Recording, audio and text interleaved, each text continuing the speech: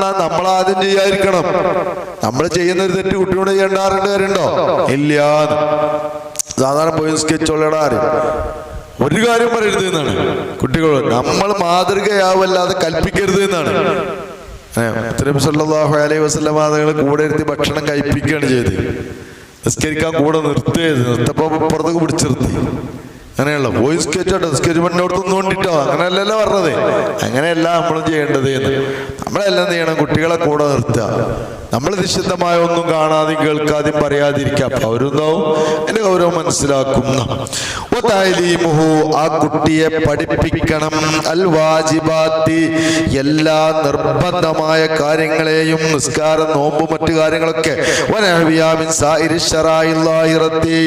ബാഹ്യമായ എല്ലാ ശരീഅത്ത് നിയമങ്ങളും പഠിപ്പിക്കണം. ആ പിന്നെ ശരീഅത്ത് നിയമം